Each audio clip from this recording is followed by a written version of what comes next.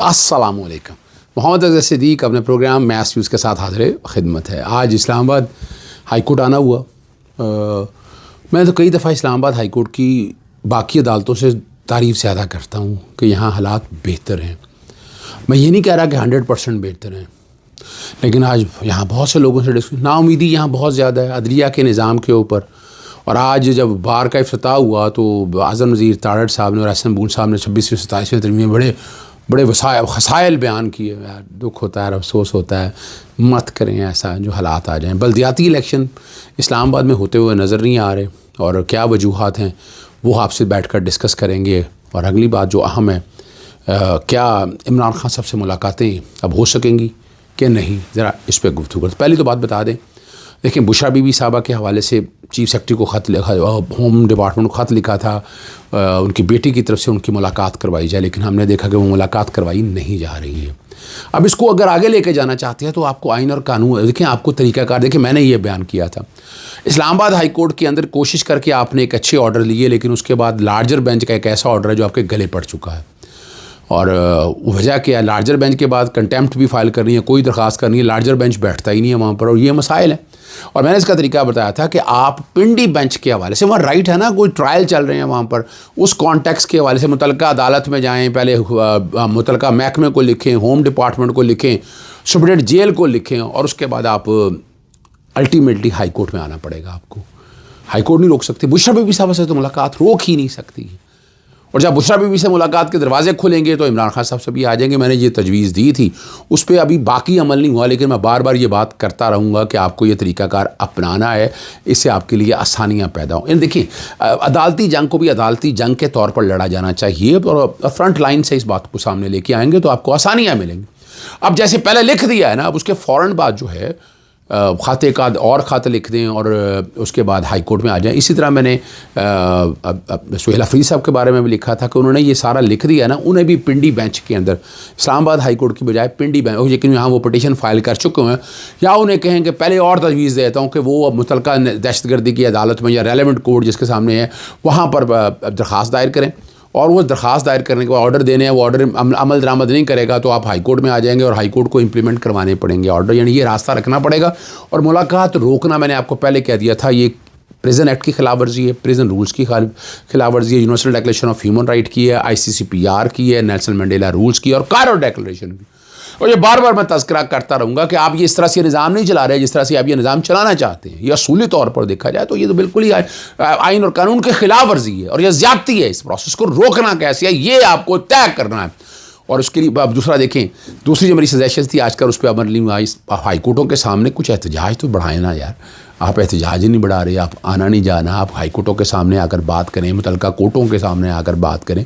वहाँ जहाँ mess mobilisation की बात है वो अपनी जगह है, मैस मोबिलाइजेशन अपनी जगह करते रहे, लेकिन कोर्टों के अंदर जब तक इस तरह नहीं आएंगे ये मामला इस तरह सेटल डाउन नहीं होंगे, हल नहीं होंगे। मैं बार बार ये बात कह रहा हूँ और मैं ये दोहराता रहूँगा। मेरा मकसद सिर्फ इतना सा है कि मैं कई मामलात में, देखें ना, इमरान खान साहब जब बाहर होते थे तो वो लीगल स्ट्रेटजी सारी खुद किया और बेहतरीन फैसले किया करते थे, बात सबकी सुन लिया करते थे, लाइन ऑफ एक्शन देते। अब प्रॉब्लम यहाँ क्या है, कुछ वकला का कुछ राय है, कुछ वकला की कुछ राय है, कुछ की मुतज़ाद राय है, और कोई अपने तरीके से लेकर चलना चाहते हो और एक स्ट्रेटजी नहीं आ पाती।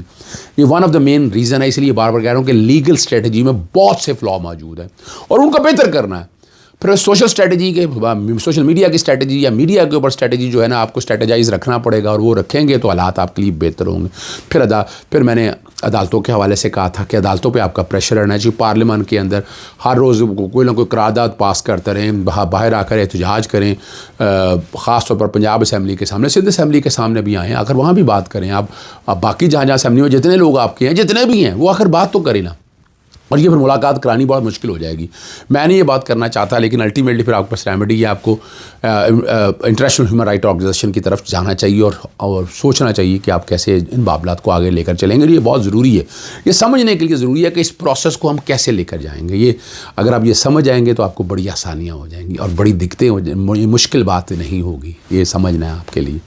अब मैं बार बार मैं जो जिक्र करता हूँ, दूसरी जो बात है, इख्तियार वली साहब ने एक प्रोग्राम में बैठे, छोटे भाई हैं फैसल चौधरी, उन्होंने नाम लिए बहुत से लोगों के नाम लिए कि ये मुज़ाकरात के लिए आ गए हैं।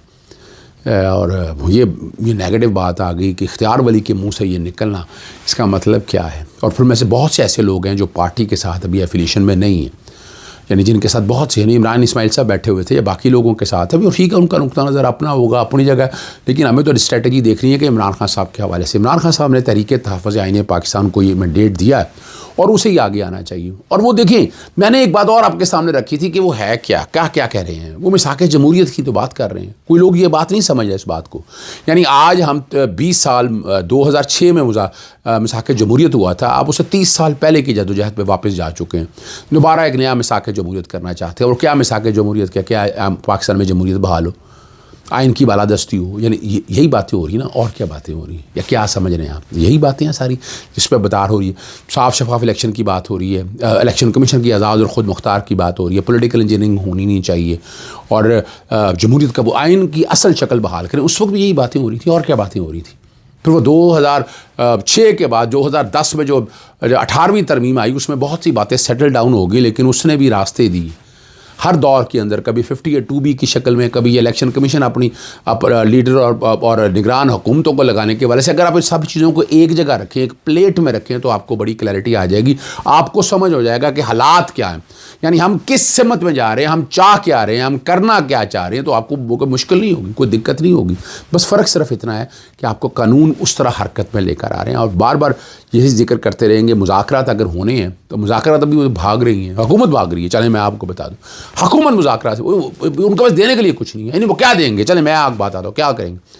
यहाँ एक बात और एजेंडा होना चाहिए कि जनाब हुकूमत वक्त जो है ना, फौरी तौर पर जो केसों को ना डिसाइड कराएं, यानी अपीलें जितनी भी हैं डे टू डे अपीलें सुनी जाएँ, जैसे ट्रायल सुने गए हैं डे टू डे अपीलें सुनी जाएँ, सस्पेंशनें सुनी जाए। यानी ये तो कह सकती है ना, ये क्या मुश्किल काम है। अब चूँकि बुनियादी तौर के ऊपर प्रोसिक्यूशन उनकी है, चाहे नैब के हवाले से देख लें या बाकी लोग, जब आप ये लेकर आएंगे ना, तो उसके आपको नताइज बहुत अच्छे मिलेंगे, बहुत ही उसके हौसला अफजा नताइज होंगे।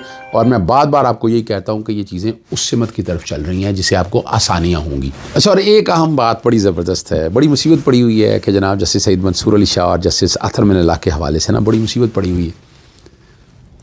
पैसों की बातें चल रही हैं।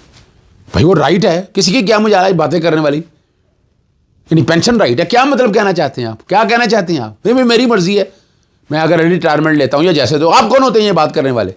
दुख और अफसोस होता है बातों करने वाले के लिए। हम ज़्यादा लगाएं, आप बताते हैं बड़ी बातें जरा, आइन और कानून की बातें, इसमें गलती क्या है, कमी क्या है इसमें? मुँह पे चपेड़ मार के गए हैं इस निज़ाम के, जो बड़ी बातें हो रही हैं। चले मैं उस पर भी जिक्र कर लूँ। यानी हमें हमारे दोस्त हैं आज़म नज़ीर तारड़ साहब और हसन मून साहब, वो हमें क्लास दे रहे हैं कि 26वीं आने में क्या सही किया, बता दें क्या सही किया, कोई एक चीज़ ऐसी बता दें जहाँ से पता चल सके कि ये निज़ाम ठीक हो गया। मैं इसकी छोटी सी मिसाल देता हूँ। इस्लामाबाद हाई कोर्ट तो फिर भी मुनासिब है, यहाँ आते हैं, दरख्वास्तें लगा दी जाती हैं, सुन ली जाती है। मैं ये नहीं कह रहा कि बहुत बेहतर है, लेकिन फिर भी बहुत मैं तारीफ़ करता हूँ इस्लामाबाद हाई कोर्ट के निज़ाम की। लाहौर हाई कोर्ट में तो ये है, बड़ी तगड़ो करनी पड़ती है। गालबन को 76 या 77 या 78 हज़ार के करीब रिटे फाइल हुई, एग्जैक्ट मैं तादाद में आपको फिर बता दूंगा। वो 1,77,000 या 78 हज़ार के एतराज़ात हैं। यार गौर करें, इंसाफ के दरवाजे खोलने या बंद कर रहे हैं और कोई तवज्जो नहीं दे रहा इस बात के ऊपर। ये हमेशा 26-27 तरमीम के बड़े फरबूदा बता रहे हैं। क्या हुआ है, बता दें ज़रा क्या हुआ। यहाँ पर अंदाज़ा लगाएं, प्रोफेशनल वकील की वकालत सत्यानाश हो गई है। यहाँ हाई कोर्ट के जजेस जो है ना, वो ताकत इस्तेमाल नहीं कर रहे, वो ताकत इस्तेमाल नहीं कर रहे। एक अभी लाहौर हाई कोर्ट के चीफ जस्टिस साहबा ने वो जो मुतराज़ा एक्ट है उस पर अमल दरामद रोका है, बता दें। और कोई और बड़ा केस बता दें, आप बता दें कोई बड़ा केस अभी ऐसा, कोई कंटेम्प्ट में किसी को सजा दी हो, मफाद आमा को बड़ा केस किया हो, कोई एक बता दें आप। ये मत कहें आप, गलत बात है, ये तरीक़ाकार गलत है। मैं इस इत्तेफाक नहीं करता। मैं इस्लामाबाद हाई कोर्ट की तारीफ़ मैं करता रहता हूँ और मैं करता रहूँगा। मैं हमेशा से ये बात करता हूँ और मेरा नुक्ता नज़र बड़ा क्लियर है इस हवाले से। यानी मैं को डाउट मेरी चीज़ें रखना चाहता था कि आपको अंदाज़ा हो सके। तो ये कहना कि 26वीं और तरह यानी वो ठीक है, चैम्बर खुल गए हैं, लेकिन वकला अंदर से बिल्कुल इस पर इत्तेफाक ही नहीं करते 26वीं और 27वीं तरमीम के बाद। और अब तो एक और कंट्रोवर्सी शुरू कर दी है। मुनीफ फारूक ने ख़ास तौर पर कंट्रोवर्सी शुरू कर दिया कि आईनी अदालत जो है वो पावरफुल कॉरिडोर को देखेगी। यानी ये एक बड़ी कंट्रोवर्सी क्रिएट कर दी है। अगर ऐसी बात है तो फिर तो आप यानी क्या कहना चाहते हैं आप कि अदालत ही बना दी है आपको, जो ऊपर बैठी है जो मर्ज़ी करती रहे। यार ये नुक्ता नज़र बिल्कुल गलत है, इसको सपोर्ट नहीं करना चाहिए। और आखिरी बात है कि इस्लामाबाद के अंदर बल्दियाती इलेक्शन होने वाले हैं। आपको पता है हमने लाहौर हाई कोर्ट के अंदर भी कहा है क्या इलेक्शन ही रोकने, वो गैर जमाती बुनियादों पर जो इलेक्शन के हवाले से बात चल रही है वो क्लियर आनी चाहिए, एडमिनिस्ट्रेटिव निज़ाम के ऊपर आनी चाहिए। लेकिन यहाँ क्या है, यहाँ आप ऑल टुगेदर एक ऐसा निज़ाम देने जा रहे हैं, पुराने इलेक्शन जो 15 फरवरी को इलेक्शन हो रहे हैं उसको रोकना कैसे है, तरीकाकार जरा समझिएगा इस बात को। और यहाँ हमारी अब हाल देख लिया 26-27 में अदालतें हमारी बेबस होंगी, कुछ नहीं कर सकेंगी हमारी अदालतें। सुप्रीम कोर्ट तो वैसे ही आज खुद नोटिस खत्म हो गया, आईनी अदालत में कुछ करना नहीं, ना उन्होंने आज खुद नोटिस लेना है, नीचे से आप आएंगे, नीचे से छेड़ेंगे आपको, और अदालतों में यही चलता है। और इलेक्शन कमीशन, मैं हैरान हूँ कि इलेक्शन कमीशन क्यों नहीं रोकता इस सारे प्रोसेस के हवाले से। इलेक्शन कमीशन नई कानून साजी से क्यों नहीं कहता भाई इलेक्शन इसी में होंगे, ये जो आप दे रहे हैं ना एक्ट ये अगले सालों में जाएगा, पुराने एक्ट के मुताबिक इलेक्शन होंगे, क्यों नहीं कह सकता? बिल्कुल इलेक्शन कमीशन ऑर्डर पास कर सकता है ये वाला, और इलेक्शन कमीशन को आगे ऑर्डर पास करना चाहिए ये वाला। आवाज़ें मैं उठाता रहूँगा और उठाते रहना। मैंने इजाज़त चाहता हूँ। अस्सलाम वालेकुम, अल्लाह हाफ़िज़, पाकिस्तान जिंदाबाद।